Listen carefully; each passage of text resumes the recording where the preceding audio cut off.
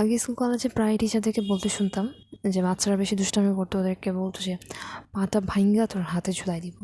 Well they didn't ever mean that, মানে এটা তো একটা মেটাফরিক্যাল ব্যাপার স্যাপার ছিল যে মানে এত দুষ্টামি করতেছিস তুই, ইটস জাস্ট আ শাসন। সো এরকম আর কি বলতো টিচাররা। এখন হচ্ছে যে তোমার পাগুলা কোথায় রাখবা, তোমার তো হাতও ভেঙে গেছে, তো তোমার আব্বুরে বলো যে আমি একজনকে পাইছি যার হাতে হচ্ছে আমার পাগুলো রেখে দিতে পারবো, so that I can take rest of my hand. Otherwise তো আমি কোনো সলিউশন দেখতেছি না। একটা মানুষের পায়েরও 12টা বাজায় রাখছে, মানুষ হাতেরও 12টা বাজায় রাখছে, আবার বলতেছে যে কোনো কারণ ছাড়া কোনো কিছু হয় না, সব কিছু পিছনে কারণ থাকে। এখন কথা হচ্ছে যে প্রবলি মানুষের বদনজর লাগছে, আর নাহলে সারাক্ষণ হ্যাঁ ওই যে smart watch, I hate smart watch. যদিও ডান হাতে কেউ স্মার্ট ওয়াচ পরে না, আই ডোন্ট নো যে প্রথম পড়ো কিনা।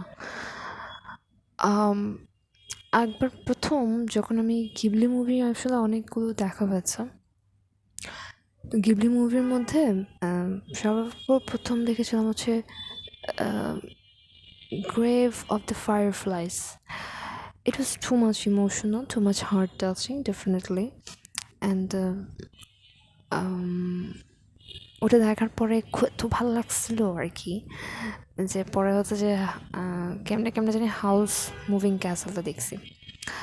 তো ইউজুয়ালি আমার হয়েছে আমার কোনো নায়ক পছন্দ না, মানে আছে না যে ফেভারিট নায়ক থাকে, ওরকম কোনো ফেভারিট নায়ক নেই, বা যে একে দেখে ভালো লাগছে ক্রাশ খাইছি এরকম কিছু কখনো হয়নি। অ্যাক্টিং ভালো লাগছে, দ্যাটস এনাফ। কিন্তু হাউস মুভিং ক্যাসেলে যে ইটস অ্যান অ্যানিমে, তো ওইখানে যে নায়কটা থাকে অ্যাপারেন্টলি দেখতে মেয়েদের মতো, মানে লম্বা লম্বা চুল আছে, বাট তারপরও আমি এটা দেখেছিলাম প্রায় কয়েক বছর আগে, প্রায় 5-6 বছর আগে হয়তো বা। আমার কাছে হচ্ছে নায়কটাকে এত ভালো লাগছিল, মানে I was so dreaming about that person, যে মানে কেন যেন এটা খুব ভালো লাগা কাজ করছে। বাট ইট ওয়াজ অ্যানিমি দো, বাট তারপর খুব ভালো লাগা কাজ করছে। অ্যান্ড খুবই কাম, যদিও সে কাম না আসলে, সে খুবই এগ্রেসিভ হয়ে যায়, বা বা ইভেন এগ্রেসিভ বলতে কি খুব প্রোটেক্টিভ আর কি। তো যে মানুষগুলো খুব কেয়ারিং হয়, প্রোটেক্টিভ হয়, তারা এগ্রেসিভও হয়, এটা মানতে হবে। তোমার সুপারভাইজি তো আজকে বলতেছিল, ওর সাথে আজকে কথা হইতেছিল, বলতেছে যে হ্যাঁ স্যার তোমার সাথে মিটিং হয়েছে, এখন হচ্ছে যে টপিক খুঁজতেছে। তো বলতে বলতে তখন বললো যে হ্যাঁ উনি তো অনেক স্ট্রিক্ট, ওনার হচ্ছে যে কী যেন বলে, উনি তো আমাদের সময় একবার একজনকে খুব বকা দিচ্ছে, মানে উনি খুব স্ট্রিক্ট, উনি খুব টাইম ম্যানেজমেন্ট করে। ঠিক আছে, ইটস গুড সাইন। সো এরকম হয় যে যারা আর কি, এখন দেখেন আপনি একটা জিনিস টাইম মেনটেন করতে চাচ্ছেন, আপনি একটা জিনিস অর্ডারলি করতে চাচ্ছেন, সিকোয়েন্সিয়ালি করতে চাচ্ছেন, সো ডেফিনেটলি আপনাকে অনেক স্ট্রিক্ট হতে হবে এই কাজটা করার জন্য। ম্যাক্সিমাম টাইম হয়তো আমরা পারি না, বাট এটা পারা উচিত। And specially when ever you want to be become a teacher or you are already a teacher, এরকম কিছু যখন থাকে। So how moving castle, it was so good. And আমাকে যখন দেখাচ্ছিলাম আমাদের মেয়েটার চুলটা তো পেকে গেছে, এখানে মেয়েটার চুলটা ফ্যাক্টর না, এখানে হচ্ছে যে তাদের মধ্যে যে একটা বন্ড ক্রিয়েট হয়েছে, and it was so fascinating. অ্যান্ড নায়কটার এখানে হচ্ছে কোনো রোল ছিল না, শুধু দেখানো হয়নি এরকম, দেখানো হচ্ছে মেয়েটাই কাজ করতেছে বা মেয়েটাও ঘরে আছে, বাট মানে এখানে দুটো ক্যারেক্টারকে খুব কাছাকাছি দেখানো হয় না, বাট তারপরে somehow they feel very close connection. And এটা এত সুন্দর করে একটা অ্যানিমের মাধ্যমে কিছু না দেখায় যে ফিল করানো যায়, I was just so amazed sense then, যে আচ্ছা না এত স্ট্রংলি কিছু হইতে পারে। So it was good. And I don't know যে I think you should, তুমি যদি দেখে না থাকো তোমার দেখা উচিত, it's a fantastic movie. And another one আমি মনে করি যে এটা সব কী বলে, বিয়ের আগে সবার দেখা উচিত, অ্যাটলিস্ট সবার। সেটা একটা ছোটো ক্লিপ শোনাইতেছি। ये क्या कर रही हो आप? माँ ने कहा था उनके पाँव दबाना, मेरे पिताजी जब भी थक कर घर आते थे ना तो मेरी माँ इसी तरह उनके पाँव दबाती थी। आपके पिताजी का खेती बाड़ी का काम है, वो बहुत मेहनत करते हैं, इसलिए उनके पाँव थक जाते हैं। मैं तो स्कूल में पढ़ाता हूँ, मेरे पाँव थोड़ी ना थकते हैं। हाँ, बोल बोल कर थोड़ी गले में थकान हो जाती है। अच्छा, तो फिर गला दबा दूँ?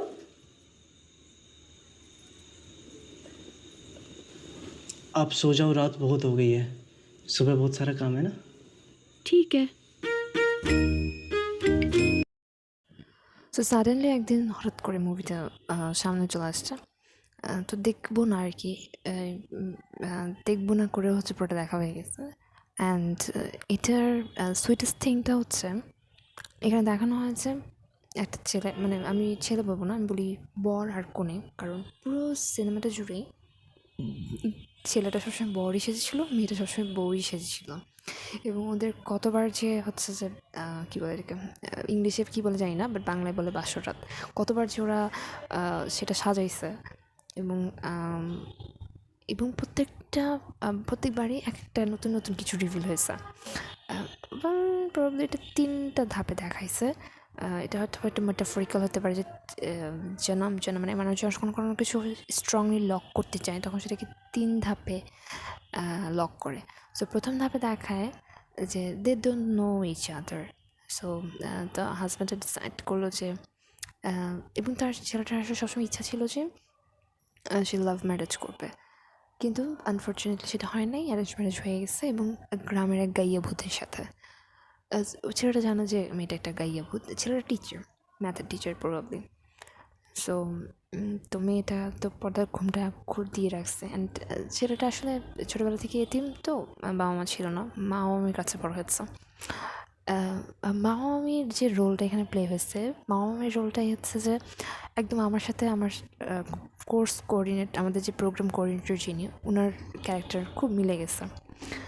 তো আমাদের যে প্রোগ্রাম কোঅর্ডিনেটর উনি, যিনি আর কি, উনি আমি জানি না উনি কেন আমাকে পছন্দ করে না। এটা পছন্দ করেন না বলবো না, হয়তো বা উনি আমাকে ভয় পায় বা হয়তো বা জেলাস অথবা সামথিং কিছু, I don't know. And surprising ব্যাপার হচ্ছে যে উনি যা যা করছে এগুলো আসলে আমার কাছে কোনো প্রমাণ নাই উনি আমার সাথে যা যা করছে, বা উনি আমাকে যা যা বলছে, বা উনি আমাকে যেভাবে ইমোশনালি হিট করার চেষ্টা করছে বা ব্ল্যাকমেল করার চেষ্টা করছে সর্ট অফ কখনো কখনো কিছু। এবং লিঙ্গুইস্ট যারা, তাদের সবচেয়ে বড় ওয়েপন হচ্ছে তাদের ভাষা দক্ষতা। সো এটা এমন একটা বাজে জিনিস যে যদি কেউ ভালো হয় তো ভালো, এবং কেউ যদি খারাপ হয় তাহলে সেটার আসলে কোনো সীমা থাকে না। একটা কোয়ালিটি একটা মানুষের, যে একটা মানুষ তার শব্দটাকে ব্যবহার করতে পারে as a weapon. So it's a very strong thing, I think. ঢাল তলোয়ার বন্দুকের চাইতে অনেক স্ট্রং একটা জিনিস, খুবই ধারালো একটা জিনিস। সো এটা খুবই স্মার্টলি এবং অনেস্টলি ইউজ করা উচিত। সো উনি সর্বদাই হচ্ছে এই তলোয়ার বা এই অস্ত্রটা হচ্ছে একদম খুব যাচ্ছেতাইভাবে ব্যবহার করেন, একদম ছেঁড়াবেড়া করে ফেলেন। কে কোন দিকে রক্তাক্ত হয়ে এগুলো তাদের কিচ্ছু যায় আসে না। অ্যান্ড দুঃখজনক বিষয় হচ্ছে এটা যে উনি হচ্ছেন আমার সিনিয়র ওয়ান সেন্স, কারণ আমি যে ইনস্টিটিউশন থেকে পাশ করে আন্ডারগ্রেড করেছি, যে ইনস্টিটিউশন থেকে, উনিও সেম ইনস্টিটিউশন থেকে সেম টিচারের আন্ডার থেকে পাশ করে বের হয়েছেন। বাট এবং আমি যখন প্রথম আমার মাস্টার্স কোর্সে ওনার সাথে আমার দেখা হয়, and I had no clue about her, যে উনি ওখানে থাকেন বা ওনার এত ক্ষমতা প্রতিষ্ঠানে। তবে ওনাকে দেখে একটা জিনিস আমি খুবই স্ট্রংলি রিয়েলাইজ করছি যে কখনও একটা মানুষের হাতে এত ক্ষমতা থাকা উচিত না, এবং সেটা দীর্ঘদিন ধরে থাকা উচিত না। ক্ষমতাগুলো সবসময় ভাগ ভাগ করে দেওয়া উচিত, এবং ক্ষমতার একটা লাগাম থাকা উচিত, একটা সময়সীমা থাকা উচিত। নাহলে একটা মানুষ এতটা স্বৈরাচার হয়ে যায়, অনেক সময় দেখা যায় যে সে হয়তো নিজেকেই চিনতে পারে না। অ্যান্ড ইউজুয়ালি যেটা হয় যে ন্যাশনাল ব্যাকগ্রাউন্ড থেকে যারা আসে তাদের একটা ক্যাটাগরি থাকে, একটা বেহুদা ক্যাটাগরি। এবং ম্যাক্সিমাম মানে তাদেরকে আপনি একটা ন্যাশনালিটির স্টুডেন্টকে আপনি যতই পলিশ করেন না কেন, তাদের মধ্যে ওই কিছু ইনস্টিংক্ট রয়ে যাবে। সেই ইনস্টিংক্টটা আমি আমার কোঅর্ডিনেটরের মধ্যেও পেয়েছি, প্রোগ্রাম কোঅর্ডিনেটর যিনি, ওনার মধ্যেও পেয়েছি। এবং এটা উনি জানেন। এবং উনার সাথে যখন প্রথম দেখা হয়, উনি আমাকে আসলে কোনো পাত্তা দেয় নাই, সর্ট অফ একটু ধুচ্ছাই একটা দূর একটা ব্যাপার। অ্যান্ড আমি জানি না উনি কবে ফার্স্ট টাইম নোটিস করছেন আমাকে একটু ডিফারেন্ট ওয়েতে। মানে ইউজুয়ালি আমার মধ্যে ন্যাশনাল ইউনিভার্সিটি স্টুডেন্টের যে ক্যারেক্টারগুলো থাকে সেই সব ক্যারেক্টার বা ক্যাটাগরি আসলে নাই, সর্ট অফ একটু ডিফারেন্ট। আমার একজন সাইক্রিয়াটিস্ট না অ্যাকচুয়ালি, সাইকোলজিস্ট বা কী বলা যায় ওনাকে, ওনার নামটা কেমন যেন আমি ভুলে যাই, ডক্টর পিটার নাকি ডক্টর জন, আমার একটু দেখতে হবে। উনি একটু কেমন চাচাচোলা টাইপের কথা বলেন, কিন্তু ওর কথার মধ্যে অনেক আছে, ওয়েট আছে, এবং খুবই টু দ্য পয়েন্টে, খুব কম ভাষায় টু দ্য পয়েন্টে কথা বলেন। তো উনি আবার বলছিলেন যে ক্রিয়েটিভ যারা, তারা হচ্ছে সবচেয়ে বড় stupid, and I do agri. কারণ ক্রিয়েটিভরা কী করে, ওনার ভাষ্য মতে ক্রিয়েটিভরা সবসময় রিস্ক নেয়, এবং তারা জানে যে তারা সবসময় কিন্তু ডিফারেন্ট কিছু করার চেষ্টা করে। ডিফারেন্ট কিছু করতে গেলে সম্ভাবনা থাকে যে হয় এটা হবে 100%, নাহলে এটা হবে না, এরকম একটা সম্ভাবনা থাকে। মানে 50%, 70%, 30% এরকম কিছু না, 100%, 0% এরকম থাকে। সো ম্যাক্সিমাম টাইম দেখা যায় যে যদি কোনো কারণে আপনি একটা ভুল ডিসিশন নিয়ে ফেলেন, তাহলে একদম 0%-এ পড়ে যেতে হবে। না, আমার ক্ষেত্রে সেটাই হয়, আইদার আমি 100% চলে যাই, নাহলে আমি 0% চলে যাই। তো ভাগ্য এখন ডিপেন্ড করে কখন কোন দিকে, কার সামনে 100%-এ চলে যায়, কার সামনে 0%-এ পড়ে যায়। এবং আমি জানি না উনি আমার কোঅর্ডিনেটর কখন কোন মুহূর্তে আমার 100%টাকে দেখে ফেলছেন, এবং দেখে ফেলার পর থেকে উনি আমার পিছনে লাগছেন। যতভাবে হচ্ছে আমাকে ভেঙে দেওয়া যায়, আমার কনফিডেন্সটাকে ভেঙে দেওয়া যায়, সর্বাত্মকভাবে উনি চেষ্টা করছেন, কিন্তু দুঃখজনকভাবে আমার কাছে এটা কোনো এভিডেন্স নাই। কিছু স্ক্রিনশট নিয়ে রাখছি, যদিও ওগুলো আসলে আমি ইউজ করবো না, কিন্তু ওনার কথাগুলো এত, মানে ওনার অ্যাটিটিউডগুলো এত বাজে থাকে, এত আক্রমণাত্মক থাকে, যে আমার নিয়ে রাখছি আর কি। যদিও ইউজ করবো না, আল্লাহ মাফ করুক, দরকার নেই, এটা আল্লাহ পাকি বিচার করবে ওনার। তো উনি আমাকে প্রথমে যখন ভর্তি হয়েছিলাম প্রোগ্রামে, তখন উনি আমাকে বলছেন যে what do you expect from us. আমি বলছি যে I know nothing and I am expecting your guidance. স্বাভাবিক, আমি তো কিছুই জানি না দেখি তো ভর্তি হয়েছি।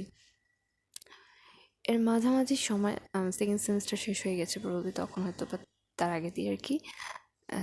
তখন উনি বলছিলেন আমাকে একদম ধরে নিয়ে, আমার হাত ধরে নিয়ে ডেকে নিয়ে একদম কাছে টেনে নিয়ে আমাকে বলছিলেন যে শোনো, আমার প্রতিষ্ঠান থেকে যারা আসে, মানে উনি আমাদের আন্ডারগ্রেডের কথা বলেছে, আমি তো চাই তোমরা আসো, তোমরা পড়াশোনা করো, তোমরা অনেক কিছু করো, ভালো করো, আমি তোমাদের জন্য অনেক চিন্তা করি। যাই হোক, উনি একটু আবেগিক কথাবার্তা বলছেন, অ্যান্ড আমি আসলে তখন বুঝি না যে উনি কেন এত আন্তরিকতার সাথে, এত হঠাৎ করে আন্তরিকতা নিয়ে নাজিল হয়েছেন। আন্তরিকতা নিয়ে হঠাৎ করে কেন নাজিল হয়েছে এটা অনেক পরে বুঝতে পারছি। অ্যান্ড ওনার এত আন্তরিকতা আমার জন্য যে উনি আমার থিসিসের জন্য যে সুপারভাইজার সাইন করে দিয়েছেন, ওই স্যারকে আমার টপিক যখন আমি বলছি আমার ইন্টারেস্টেড টপিক, তখন স্যার ফার্স্ট রিয়াকশন, আপনি আমার সাথে কী করতেছেন?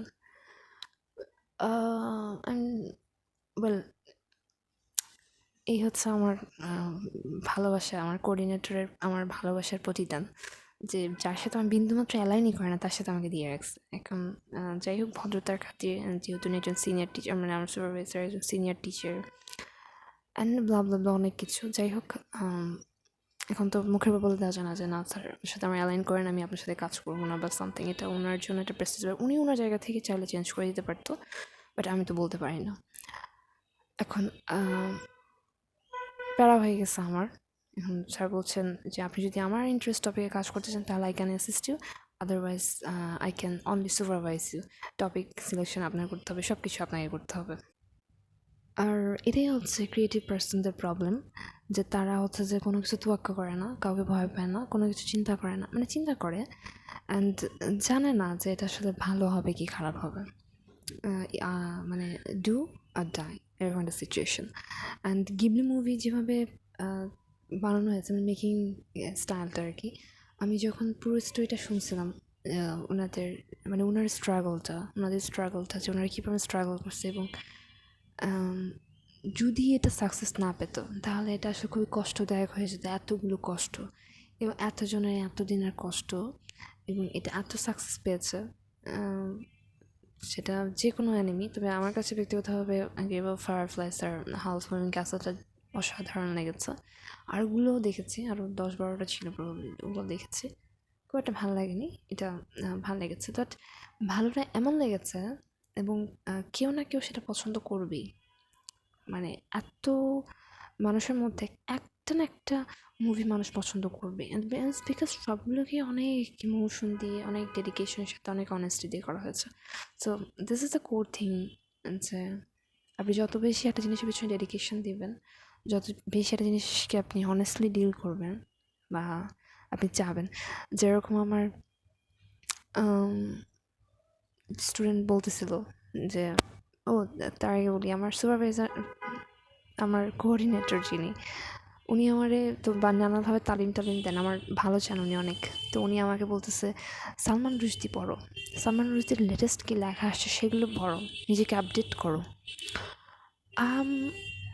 ওয়েল ইয়া, আমি জাস্ট শুধু ওনার কথাগুলো অবাক হয়ে শুনে গেছি, অ্যাজ বিকজ আমার স্টুডেন্ট একবার বলতেছিল যে, মিস আপনি আমাকে হুমায়ুন আহমেদ কিনতে দিচ্ছেন না কেন? আমি বলছিলাম যে, শোনো, হুমায়ুন আহমেদ কিনবা, তোমার কাছে তুমি টিনেজ হুডটা পার হওয়া আগে, তারপরে তুমি হুমায়ুন আহমেদ কিনো, হুমায়ুন আহমেদ পড়ো। কারণ প্রত্যেকটা রাইটারই মানে যা লেখে সেটা তার একটা ব্যক্তিগত ফিলোসফির থেকে লেখে। সো আই ডোন্ট বিলিভ আর আই ডোন্ট থিঙ্ক যে কোনো বই ভালো বা খারাপ, এটা না। আমি মনে করি প্রত্যেকটা বই, সেটা হয়তো বা অনেক শক্তিশালী, ইটস ভেরি স্ট্রং রাইটিং, অথবা উইক রাইটিং। উইক রাইটিং কেন হচ্ছে, একটা রাইটার যখন তার একটা ফিলোসফি দাঁড় করায় বা তার একটা আইডিয়াকে স্টাবলিশ করার চেষ্টা করে, তখনই সে বইটা লেখে। কিন্তু কোনো কারণে তার সেই আইডিয়াটা আসলে জীবনের স্বাভাবিক নিয়ম বা পুরো জীবজগতের যে স্বাভাবিক চক্র, সেটার থেকে একদম ব্যতিক্রম, এবং সেটার একদম সেটার ধারে কাছেও নেই, বা কী বলে যে অনুপরমা যেরকম বিচ্যুত হয়ে যায় সেরকম আর কি, ছুটে যায়, ছিটকে পড়ে, ওই রকম আর কি। তো ওনাদের কিছু কিছু মানুষের তত্ত্বগুলো থাকে যে ছিটকে পড়ে মূল কক্ষপথ থেকে। তো সেটা সেই হিসাবে হয়তোবা তারা একটা আইডিয়াকে হয়তোবা কক্ষপথে ঢুকাতে পারেনি বিধায় সেটা খারাপ না, কারণ তার একটা আইডিয়া আছে, সেজন্য বাট সেটা দুর্বল, সেজন্য সেটা তার পজিশন হারিয়ে ফেলেছে। তো সব ধরনের বই পড়া উচিত। এখন সালমান রুশদি সে আমাকে সাজেস্ট করেছে, এটা কোনো প্রবলেম না। প্রবলেম হচ্ছে সালমান রুশদি পড়ার বয়স আমার হয়নি, বা সালমান রুশদি পড়ার মতো যোগ্যতা আমার নেই। কারণ সালমান রুশদি খুবই আচ্ছা, উনি হচ্ছেন একদম ভীষণ নাস্তিক ধরনের একজন মানুষ, কিন্তু ওনার লেখার স্টাইলটা এত দারুণ যে উনি আপনাকে হিপনোটাইজ করে ফেলতে পারবেন। ওনার হিপনোটাইজ করে ফেলার ক্ষমতা আছে একটা মানে নাস্তিকবাদের প্রতি, আমি এতটুকুই জানি। এবং আমি মনে করি সালমান রুশদির লেখা যদি পড়ার ক্ষমতা থাকে, সেটা হচ্ছে যে বড় বড় স্কলার লাইক নোমান আলী খান অথবা ডক্টর জাকির নায়েক, তারা পড়তে পারে। বা যারা যারা রিলিজিয়ন এবং বিভিন্ন ধরনের থিওলজি নিয়ে বিভিন্ন ধরনের স্টাডি করে, যাদের একটা স্ট্রং ফাউন্ডেশন আছে রিলিজিয়নের উপরে, তারা এগুলা পড়তে পারে। বাট আমি এখনও অনেক উইক, আমার পড়া উচিত না। সো টিচার আমরা যে কেউ হতে পারি, মানে জাস্ট আপনি ক্লাসে পড়াইতেছেন সেই জন্য আপনি টিচার না। আমরা একটা ভালো অ্যাডভাইস দিয়েও টিচার হয়ে যেতে পারি। অ্যান্ড সেটা একটা ভালো movie, for example the Ghibli series, যেটা সেগুলো তার মেসেজ কনভে করে, বা একটা ভালো মুভি। এবং আমি যে মুভি ক্লিপটা শুনেছিলাম সেটা হচ্ছে যে, মুভিটার নাম হচ্ছে 1982 আ লাভ ম্যারেজ। সো এই মুভিটা থেকে, আচ্ছা তার আগে এটা শেষ করি, সেটা হচ্ছে ভালো টিচার হতে পারে। অ্যান্ড আমিও যেরকম আমার স্টুডেন্ট, আমি কেমন বুঝতেছি যে না, হুমায়ুন আহমেদটা তার এখন পড়া ঠিক হবে না, পড়লে তার কিছু সাইকোলজিক্যাল চেঞ্জ একদম পার্মানেন্টলি হয়ে যাবে, যেটা ঠিক না। আগে আমরা আমাদের তো ম্যাচুরেশনের একটা স্টেজ থাকে। সো এক একটা স্টেজে আমরা আগে কিছু মানে স্ট্রং বই পড়বো, যেটা আসলে একদম জীবনের সাথে সামঞ্জস্যপূর্ণ, এরপর আমরা এক্সেপশনালগুলো পড়বো। কিন্তু আমার যিনি ভালো চান, আমার কোঅর্ডিনেটর, ওনার আমাকে এইসব সাজেস্ট করা উচিত হয়নি, বা উনি সাজেস্ট করলেও সেটাকে একটা সিকোয়েন্স দিয়ে ভেঙে ভেঙে করতে পারতো। সো এরকম আরও অনেক বিষয় আছে যে উনি চান আসলে কনফিউজ করে দেন। সামনে যদি বললে আমি কনফিউজ হয়ে যাওয়ার সম্ভাবনা আছে, আমি ভয় পাই। অ্যান্ড ওনার ওনার ল্যাঙ্গুয়েজটাকে সবসময় বা ওনার টিচিং স্ট্র্যাটেজিগুলোকে এইভাবে পার্সোনালি হিট করার জন্য বানায়। এবং এটা আমার সাথেও করেছেন, আমার এক সিনিয়র ভাই ওনার সাথেও করেছেন। ডিফারেন্ট কিছু কিছু মানুষের সাথে উনি করেন এই কাজটা। সো আলটিমেটলি এটার একটা খারাপ রেজাল্ট, ভয়ঙ্কর রকমের খারাপ রেজাল্ট উনি পাবেন একটা সময় পর। আর 1982 যে লাভ ম্যারেজ সিনেমাটা, সেখান থেকে আমি খুব দারুণ একটা জিনিস রিয়ালাইজ করেছি। ইউজুয়ালি থাকে যে মানুষ তো আসলে ওইভাবে প্রেম করে তো আসলে বিয়ে করতে পারে না, বা বিয়ে করে ভাবে যে আচ্ছা ঠিক আছে, ওই যে অনেক সময় পরিবার থেকে বলে যে বিয়ে করো তারপরে প্রেম করো, এখন করতে হবে না। ওয়েল, সেটাও ঠিক। তো আহ, তো বরের মামা মামি তো একটা দায়বদ্ধতা আছে, ছেলেকে বিয়ে দিতে হবে। ছেলেকে বিয়ে দেয়, বিয়ে দেওয়ার পরে ভিন্ন রকম একটা ঘটনা শুরু হয়। মেয়ে সম্পর্কে তো সে কিছুই জানে না, এবং নতুন নতুন জিনিস সে আবিষ্কার করা শুরু করবে। এটাই হচ্ছে সিনেমাটার মজা। সো এই জন্য সিনেমাটা দেখতে হবে। আর বরের যে ব্যাপারটা, আহ, বরের ক্যারেক্টারটা এখানে অসাধারণ ছিল। অসাধারণ বলতে অ্যাডজাস্টেবল, এবং এরকম না হলে আসলে টিকে থাকা যায় না। একটা মানুষকে আসলে একটা জিনিস সের প্রতি ডেডিকেটেড থাকতে হবে। বরটা এখানে লাভ ম্যারেজের প্রতি ডেডিকেটেড, এবং এখানে কোন মানুষটা তার সাথে, যে মানুষটা তার সাথে কাছে চলে এসেছে সেটাকেই সে অ্যাকসেপ্ট করছে, তাকেই সে অ্যাকসেপ্ট করছে। কিন্তু তার যে একটা ভালো লাগা, তার যে ড্রিম আছে, এই ড্রিমটা সে সেই মানুষের মধ্য দিয়েই পূরণ করছে। এই মানুষটাকে সাথে নিয়ে পূরণ করার চেষ্টা করছে, মানুষটাকে ছেড়ে না, কোনোভাবেই ছেড়ে না। সো আমাদের সামনে ফার্স্ট অফ অল যেটা আমার জীবনে হয়ে যায় সেটা শুধুমাত্র অ্যাকসেপ্ট করা উচিত। যেটা অনেক সময় হয় যে আমাদের কাছে মনে হয় যে এই জিনিসটা অনেক হেভি হয়ে যাচ্ছে আমার জন্য, আমি পারছি না নিতে। ডেফিনেটলি সেটা না আসলে, কারণ যখন আল্লাহ পাক আপনাকে কিছু দিতে চায় তখন আপনাকে সেটার জন্য ট্রেনিং দেয়। আমরা সবসময় যে ট্রেনিংয়ের মধ্য দিয়েই যাই, এবং বড় বড় মানুষগুলো সবসময় বড় বড় কষ্ট পেয়ে একটা সম্মানের জায়গায় পৌঁছায়।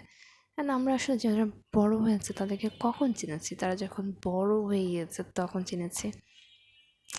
সো সামনে যেটা আছে ওটার প্রতি আমাদের বিশ্বাস রাখা উচিত। সামনে যা হতে যাচ্ছে সেটার প্রতি বিশ্বাস রাখা উচিত। অনেক সময় অনেক কিছু মনে হয় যে খারাপ হচ্ছে হয়তো, যদি এটা না হতো তাহলে ভালো হতো। যেমন আজকে আমাদের যেহেতু কিছু আন্ডারগ্রেডের ক্লাস নেওয়া লাগে, ডেমো নেওয়া লাগবে আর কি। তো আমার সাথে একজন পার্টনার আছে, আমার সাথে আমার ক্লাসমেট আছে। তো আমাদের দুজনের সেকশন আলাদা, আমি একটা সেকশনে, ও একটা সেকশনে। তো ও যেহেতু জব করে, সো ও খুব এলোমেলো টাইমিং ওর। তো আমি হচ্ছে সকালের সেকশনেই যাই। অ্যান্ড যেহেতু আমি এখন পর্যন্ত প্রায় 12টার মতো, 10-12টা ক্লাস অ্যাটেন্ড করেছি ওই সেকশনের সাথে। তো যেটা হয় যে সেকশনের ওই ক্লাসে যেয়ে ক্লাসের লাস্টে বসে থাকে, কিন্তু ক্লাসের লাস্টে বসে থাকলেও ক্লাসের বাচ্চারা তো সেটা নোটিস করে, বা বাচ্চাদের সাথে একটা আহ, হালকা পাতলা একটা মানে আবহাওয়াগত বা কী বলে এটা, কি বাষ্পীয় একটা হয়ে যায়, কানেকশন হয়ে যায়। যেহেতু আমি খুবই শান্ত হয়ে, স্ট্রিক্ট হয়ে, মুড নিয়ে ক্লাসের পিছনে বসে থাকি। So no one dares to talk with me. But হচ্ছে যে ওই যে একটা বাষ্পীয় আবেগ তৈরি হয়। সো আস্তে আস্তে ওদের সাথে থাকতে থাকতে যেটা হচ্ছে যে আমারও ওদের প্রতি একটা আন্তরিকতা চলে আসছে। কথা বলিনি কিন্তু কারোর সাথে, ওদেরও আমার প্রতি একটা আন্তরিকতা চলে আসছে হচ্ছে, that I can feel. But এখানে প্রবলেম হচ্ছে, আচ্ছা, আরেকটা সেকশন আছে যে সেকশনে আসলে আমার ক্লাসমেট যাবে। তো এখন ও যেহেতু জব করে, ওর টাইম অ্যাডজাস্টমেন্টে সমস্যা হচ্ছে। এখন ও বলছে যে ও আমার সেকশনে ডেমো করবে, আর আমাকে হচ্ছে ওর সেকশন ডেমো করতে হবে, হুইচ ইজ অবভিয়াস। এখন ওর সেকশন তো আমি কাউকে চিনি না, ওর সেকশন তো আমাকেও চিনে না, আমাকে তো এই সেকশন চিনে। অ্যান্ড আমি ফার্স্টে ভাবছিলাম যে আমি তো চিনি না, এখন একে তো হচ্ছে যে এইসব বড় বড় পোলাপানদেরকে পড়াতে হবে ভাবলেই হাত পা ঠান্ডা হয়ে আছে। আবার তার মধ্যে চিনি না, তো হচ্ছে যে একটু ফার্স্টে ধাক্কা লেগেছিলো। পরে হঠাৎ করে মনে হলো যে না, ঠিকই হয়েছে। ফার্স্ট একটু আপসেট হয়েছিলাম যে আমি এতদিন ধরে একটা ক্লাসে আছি, কমফোর্ট হয়ে গেছি। কমফোর্ট থাকলে পারফরমেন্সও ভালো করার পসিবিলিটি থাকে। সো এই জন্য একটু আপসেট হয়ে গেছিলাম। পরে মনে হচ্ছে যে না, ঠিকই আছে। ঠিকই হয়েছে কিসের জন্য? কারণ আমি যে সেকশনে ছিলাম, ওই সেকশনের আসলে কী বলবো ওটাকে, যে কতগুলো বাচ্চা পোলাপান, তাদের I don't know why, but আমাকে দেখে একটু হাসাহাসি করে, একটু কানাকানি করে। মানে it's not in negative sense, in a positive sense. আমি যদি ওদের সাথে কথাবার্তা কিছু বলিনি এখন পর্যন্ত, বাট আছে না যে মানুষের অনেক সময় হয় যে আপনি একটা মানুষকে দেখে ভালো লাগছে হয়তো বা, সো আমার তো আসলে ভালো লাগার কিছু নেই, because ওরা আমার অনেক ছোটো, বাট ওদের বডি ল্যাঙ্গুয়েজ একটু ডিফারেন্ট ছিল। তো সেই জায়গা থেকে মনে হয় ওদের ক্লাস না নিলেই ভালো হবে, নতুন ক্লাস নেই, নতুন ক্লাসে যে যারা আমাকে চিনে না। তো অনেক সময় হয় যে আমরা অনেক কিছু ভাবি যে ভালো হতে পারতো, বাট সেটা না হয় একটু স্লাইটলি ডিফারেন্ট ওয়েতে হচ্ছে এটা কাজ, সেটা হয়তো আরও বেটার। অ্যান্ড এরকম প্রতিটা জিনিসই আমাদের লাইফের প্রতিটা মোমেন্টই এরকম থাকে, যখন মনে হয় যে এটা পেলাম না, এটা হলো না। কিন্তু একটু ধৈর্য, মানে কষ্ট তো পেয়েছেন আপনি, কষ্ট পাওয়ার পর একটু ধৈর্য ধরে থাকলে এটা বিশ্বাস রাখতে হবে যে আমি কষ্টটা পাচ্ছি, তার মানে আমার জন্য বেটার কিছু ওয়েট করছে। অ্যান্ড যখন আমরা এই বিশ্বাসটা ধরে রাখতে পারি, তখনই আল্লাহ পাক খুব হাসেন এবং খুব খুশি হয়ে যান এবং তার ফেরেশতাদেরকে বলেন যে যাও দেখো আমার বান্দা কী চায়, ওর সব ইচ্ছে পূরণ করে দাও। একটু কষ্ট পেয়েছে, আমার উপর বিশ্বাস রেখেছে, তারপরে so I think we need to watch, read and analyze good things, practice good things, and একটু রিলিজিয়াস হওয়া উচিত আমাদের, কারণ মন তো আর আমাদের কন্ট্রোলে থাকে না, এদিক ওদিক ছোটাছুটি করে। কিন্তু অবশ্যই একটা সময় পর সেটা সেট হয়ে যায়। সেটা শুধু যে আবেগ টাবেগ সেটা না, যে কোনো ছোটোখাটো কাজ হতে পারে, এই যে শিক্ষা মানে টিচারদের সাথে রিলেশন, বা বাবা মার সাথে রিলেশন, ফ্রেন্ডদের সাথে রিলেশন, অনেক ম্যাচুরেশন আসে সময়ের সাথে সাথে, ম্যাচুরিটি পায় সব কিছু। সো একটা সময় পর সব ঠিক হয়ে যায় আসলে। এক সময় পর মনে হয় যে এইসব জিনিসগুলো খুবই ফানি ছিল, ওই সময়গুলো খুবই আয় হায় শুধু শুধু কাঁদছি, আয় হায় শুধু শুধু ভয় পাইছি। আসলে তো কিছুই না, আসলে তো জিনিসটা সুন্দর ছিল অনেক, মানে সুন্দর, আজকে সুন্দর সময়টা তো তখনের জন্যই তো হয়েছে। সো এই বিশ্বাসটা রাখা উচিত, না এটা হয়, ইটস অবভিয়াস।